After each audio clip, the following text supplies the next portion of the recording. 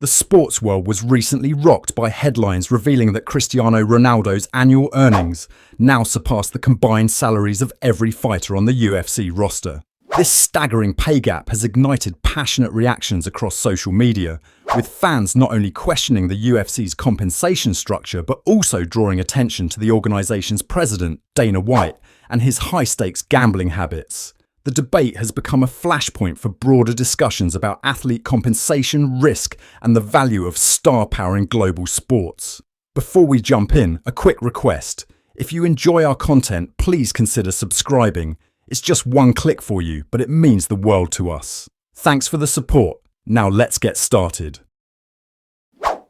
Cristiano Ronaldo, the legendary Portuguese footballer, signed a lucrative new contract with Saudi Pro League club Al Nassr, reportedly worth around $700 million over 2 years.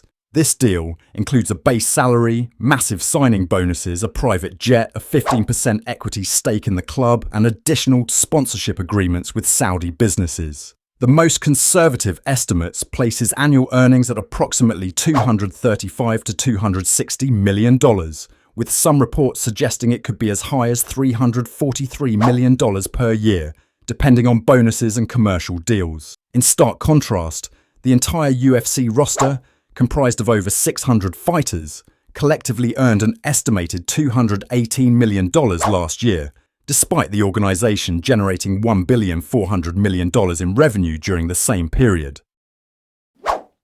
The revelation of this disparity has not gone unnoticed by MMA fans and pundits. Social media platforms have been flooded with comments expressing disbelief and frustration at the UFC's pay structure. Many users have pointed out that the average UFC fighter earns about $150,000 a year, with the median salary even lower at $91,250. Even Conor McGregor, the highest paid UFC athlete in history, has career earnings from the promotion that Ronaldo can eclipse in just a few weeks. Fans argue that UFC fighters, who risk their health and careers every time they step into the octagon, deserve a much fairer share of the organization's profits. The sentiment is clear. UFC fighters should earn more. They're not paid enough has become a rallying cry in comment sections and forums. The controversy has been further fueled by revelations about Dana White's personal gambling losses. In a widely discussed interview, White admitted to losing $3 million in a single night at a Las Vegas casino, a sum that dwarfs the annual earnings of most UFC fighters. Fans were quick to draw a connection between White's lavish lifestyle and the comparatively modest paychecks of the athletes under his promotion. Comments such as "Dana loses more per night gambling than most fighters see in a year" have gone viral, underscoring the frustration many feel about the perceived inequities in the UFC's financial model. This growing backlash highlights a deeper issue within the UFC, and more broadly, combat sports: the lack of a fighter's union or collective bargaining mechanism.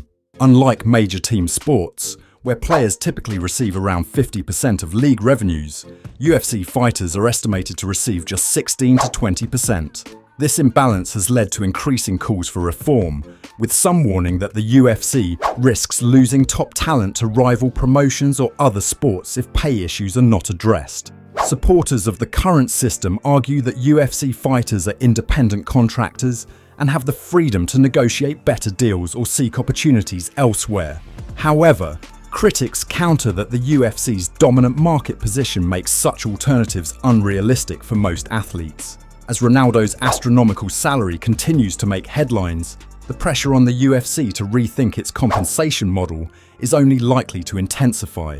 In the end, the juxtaposition of Ronaldo's record-breaking earnings with the UFC's pay structure has brought long-standing grievances to the fore. The debate is no longer just about numbers, it's about fairness, respect, and the future of athlete compensation in one of the world's fastest-growing sports. If you want more videos like this, don't forget to like and subscribe. It's just a tiny click for you, but it makes a massive difference for us. Thanks for supporting the channel.